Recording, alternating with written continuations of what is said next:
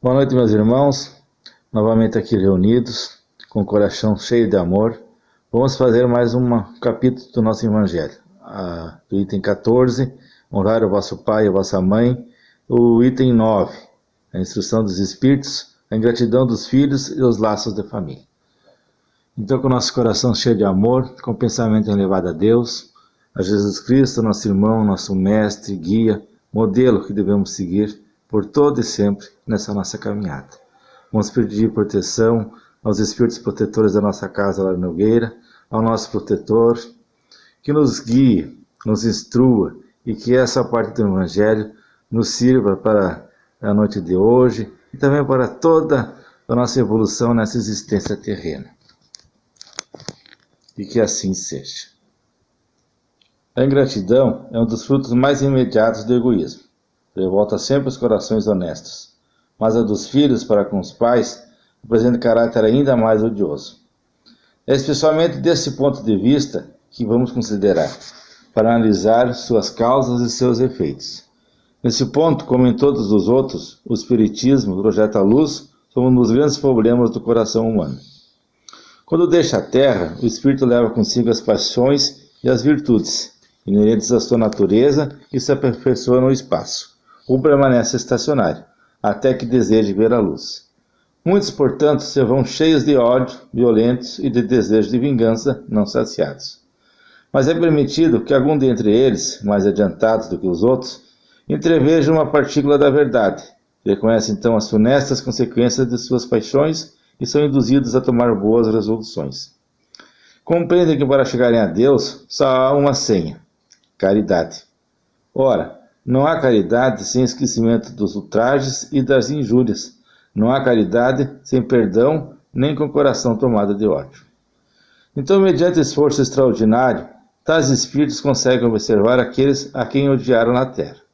Ao vê-los, porém, a anonimosidade desperta no íntimo de cada um. Revoltam-se a ideia de perdoar e ainda mais a de abdicar de si mesmos. Principalmente a de amarem os que talvez lhe tenham destruído a fortuna, a honra, a família. Entretanto, o coração desses infelizes está abalado. Eles hesitam, vacilam, agitados por sentimentos contrários.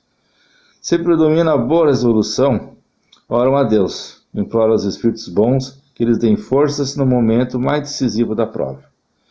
Finalmente, após anos de meditação e preces, o espírito se aproveita de um corpo em preparo na família daquele a quem detestou, e pede aos espíritos incumbidos de transmitir às ordens supremas permissão para preencher na terra os destinos daquele corpo que acaba de formar-se.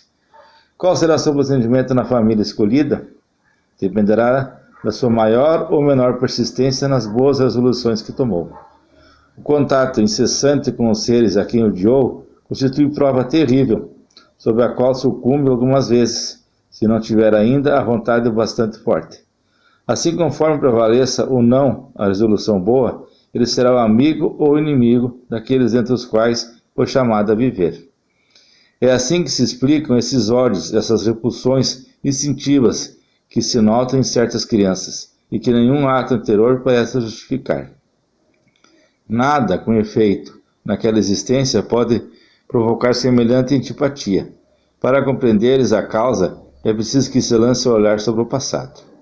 Ó espíritas, compreendei agora o grande papel da humanidade. Compreendei que, quando produzis um corpo, a alma que nele encarna vem do espaço para progredir. Inteirai-vos dos vossos deveres, e ponde todo o vosso amor em aproximar de Deus essa alma. Esta é a missão que vos está confiada, e cuja recompensa recebereis, se a cumprirdes fielmente. Os vossos cuidados e a educação que lhes dareis auxiliarão ao seu aperfeiçoamento e ao seu bem-estar futuro. Lembrai-vos que de Deus perguntará a cada pai e a cada mãe: que fizesse do filho confiado à vossa guarda?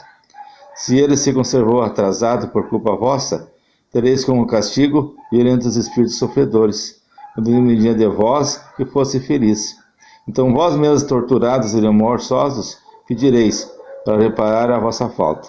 Solicitarei para vós e para ele uma nova encarnação, na qual ficareis em melhores cuidados, e em que ele, cheio de reconhecimento, vos envolverá com seu amor. Não desprezais, pois a criancinha que repele sua mãe, nem a que os paga com ingratidão. Não foi o acaso que a fez assim, e que por valeu, uma intuição imperfeita do passado que revela, que podeis deduzir que um ou outro já odiou muito, por muito ou foi muito ofendido, que um ou outro veio para perdoar ou para espiar. Mães, abraçai o filho que vos dá de gosto, e dizei, como vós mesmos, um de nós é o culpado. Fazei por merecer os gozos divinos, que Deus associou à maternidade, ensinando aos vossos filhos que eles estão na terra para se aperfeiçoar, amar e bendizer. Mas, entre vós, em vez de eliminar pela educação os maus princípios inatos de existências anteriores, alimentam e desenvolvem esses mesmos princípios com uma culposa fraqueza, ou por descuido, e mais tarde o vosso coração, ulcerado pela ingratidão dos filhos, será para vós, já nesta vida, um começo de expiação. A tarefa não é tão difícil quanto podereis imaginar. Não existe o saber do mundo. Tanto o sábio quanto o ignorante pode desempenhá-lo. E o Espiritismo vai facilitar esse desempenho. Quando a conhecer a causa das imperfeições do coração humano. Desde o berço, a criança manifesta os instintos bons ou maus que traz da sua existência anterior, devendo-los o pai aplicar sem estudá-los. Todos os males têm seu princípio no egoísmo e no orgulho. Espreitem, pois os pais, os menores sinais que revelam os germes de tais vícios, e tratem de combatê-los, sem esperar que lance raízes profundas. Faça como o bom jardineiro, que arranca os brotos defeituosos à medida que os vês aprontar na árvore. Se deixarem que se desenvolva o egoísmo e o orgulho, não se espantem de serem pagos mais tarde com a ingratidão. Os pais que fizeram tudo pelo adiantamento moral dos filhos e não lograram o êxito desejado, não têm por que se inculpar a si mesmos e podem conservar tranquilo a sua consciência. Em compensação, a amargura muito natural, que então experimentam pelo insucesso de seus esforços, Deus reserva grande e imensa consolação. A certeza de que se trata apenas de um retardamento, e que lhes será concedido concluir em outra existência a obra agora começada, e que um dia o filho ingrato os recompensará com seu amor. Deus não dá prova superior às forças daquele que pede, só permite as que podem ser cumpridas. Se alguém não consegue cumpri-las, não é que lhes falta possibilidade, falta a vontade. De fato, quantos há de, em vez de resistirem às más inclinações, se compazem nelas? E a esses que ficam reservados o pranto e os gemidos em existências posteriores. Admirar, no entanto, a bondade de Deus, que nunca fecha a porta ao arrependimento. Chegará o dia em que o culpado se cansa de sofrer e que o seu orgulho é finalmente abatido. Deus então abre os braços paternais ao filho pródigo, que se lança aos seus pés. As provas rudes, ouvi-me bem, são quase sempre indício de um fim de sofrimento e de um aperfeiçoamento do espírito, quando aceitas com pensamento em Deus. É um momento supremo, no qual, sobretudo, o que importa é o espírito não falir, murmurando, se não quiser perder o fruto de tais provas e ter de recomeçar. Em vez de vos queixardes, agradecei a Deus a oportunidade que vos proporciona de vencerdes, a fim de vos outorgar o prêmio da vitória. Então saireis do turbilhão do mundo terrestre, para entrardes no mundo dos espíritos, e aí seres aclamado como um soldado que sai triunfante da luta. De todas as provas, as mais penosas são as que afetam o coração. Alguém que suporta com coragem a miséria e as privações materiais sucumbe ao peso das amarguras domésticas, torturados pela ingratidão dos seus. Que pungente angústia é essa! Mas quem pode, em tais circunstâncias, estabelecer melhor coragem moral, senão o conhecimento das causas do mal e a certeza de que não há desesperos eternos, apesar dos dilaceramentos da alma? Pois não é possível que seja da vontade de Deus que a sua criatura sofra indefinidamente, que há de mais reconfortante, de mais animador do que a ideia de que depende dos esforços de cada um a abreviar o sofrimento mediante a destruição em si das causas do mal. Para isso, porém, é preciso que o homem não detenha o olhar na terra, e só veja uma existência que se eleve ao parar no infinito do passado e do futuro. Só então a justiça infinita de Deus se vos revela, e esperais com paciência, porque encontrais explicação para o que na terra vos parecia verdadeiras monstruosidades. As feridas que aí recebeis não vos parecem mais do que simples arranhaduras, nesse golpe de vista lançado sobre o conjunto. Os laços de família aparecem sob uma verdadeira luz. Já não são apenas os laços frágeis da matéria, a ligar os seus membros, mas os laços duradouros do espírito, que se perpetuam e consolidam ao se depurarem, em vez de se desfazerem pela reencarnação. Os espíritos, que a analogia dos gostos, da identidade do progresso moral e a afeição, induzem a reunir-se de forma e se formam famílias. Esses mesmos espíritos, em suas migrações terrenas, se buscam para se agruparem como fazem no espaço, originando-se daí famílias unidas e homogêneas. Se nas suas peregrinações acontecem ficarem temporariamente separados, mais tarde tornam-se a encontrar-se felizes pelos novos progressos que realizaram. Mas como não devem trabalhar apenas para si, Deus permite que espíritos menos adiantados encarnem entre eles, a fim de receberem conselhos e bons exemplos, a bem do seu progresso. Por vezes, esses espíritos se tornam a causa de perturbação, mas é aí que está a prova, é aí que está a tarefa. Acolhei-vos, portanto, como irmãos, auxiliai-vos, e mais tarde, no mundo dos espíritos, se felicitará de ter salvado náufragos que, por sua vez, poderão salvar a outros. Santo Agostinho, Paris, 1862. Item longo, mas de uma grande clareza. Neles temos novamente duas máximas do Espiritismo, a caridade e a lei de causa e efeito. Sobre a terra, com certeza, há muita injustiça, meus irmãos, mas não há injustiçados. O Evangelho nos reforça a importância de realizarmos bem a nossa tarefa, tanto de pais como de irmãos e filhos. Não sabemos quem tem a maior dívida.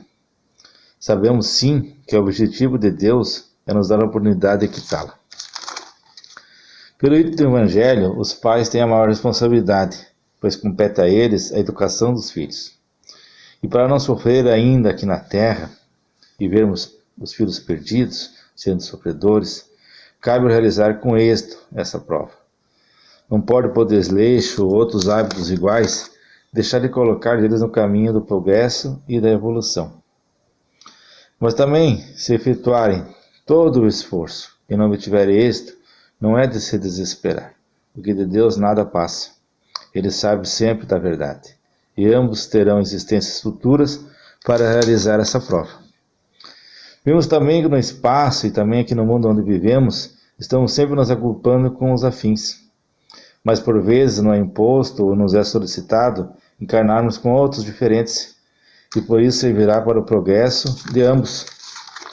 Vejo que ao invés de reclamarmos o que nos cerca nessa existência, podemos agradecer a oportunidade, que recebemos de perdoar e também de sermos perdoados. É uma tarefa árdua, meus irmãos? É uma tarefa árdua. Convivemos às vezes com aquele nosso irmão que não se adequa às regras, não está sempre criando dificuldades, impõe resistência à educação que os pais estão lhe dando, Mas o Evangelho nos explica, nos deixa bem elucidado o porquê disso tudo. Então, conforme for a nossa vontade, se viemos aqui com mais ou menos vontade de superar, se tivermos a oportunidade de ser bem preparados no espaço antes de reencarnarmos, teremos um êxito. Ele será repleto ou não. Então, vai caber a cada um de nós. Mas a alegria que nós temos também é saber que Deus é bondoso. Que se não conseguirmos superar a prova, Ele nos dará outra oportunidade. Isso quando nós estivermos prontos. Não teremos nunca aquela carga que nós não vamos poder carregar. A gente pode ficar toda noite debatendo sobre esse assunto, sempre terá tema de discussão, tema de aperfeiçoamento. Mas então, para não nos alongar mais, não ficar uma coisa muito cansativa, vamos encerrar então por isso. E a parte quando é explicação, instrução dos espíritos, quem sou eu para poder fazer alguma observação em cima disso, tão caro que deixou Santo Agostinho nesse item. Então, novamente, nos colocando numa posição confortável, vamos agradecer essa oportunidade. Vamos agradecer a instrução que nos foi trazida. Vamos, com isso, entender várias situações que a gente pode viver na nossa família, o próximo de nós, e auxiliar conforme o Evangelho nos ensina. Deixar uma palavra, deixar uma ajuda, né? Quem sabe ampliar a visão daquele nosso irmão que não tem essa mesma oportunidade que nós. Então vamos pedir proteção a nós, aos nossos familiares, a todos os nossos amigos, a essas pessoas que foram citadas antes do Evangelho, que passam por um momento de dificuldade na saúde, passam por uma perturbação espiritual, que a gente sabe que nesse momento de muitos desafios, às vezes a gente perde um pouco da fé, um pouco da esperança, e isso não pode acontecer. Então vamos pedir por esses irmãos, como também vamos pedir por aqueles que não têm o alimento, que não têm a coberta, que não têm um lar, ou que vivem em lares provisórios, que não têm a sua família para compartilhar esse momento de dor, que não têm com quem conversar, que também eles recebam um alento, um sopro de Deus, onde eles possam ter pelo menos uma noite mais em paz e mais em sossego. Por todos esses irmãos que nos deixaram aqui na terra, nesses últimos dias, que sejam confortados, esclarecidos e recebidos no mundo espiritual. Tenham atendimento e encaminhamento conforme o seu merecimento e a vontade de Deus nosso Pai.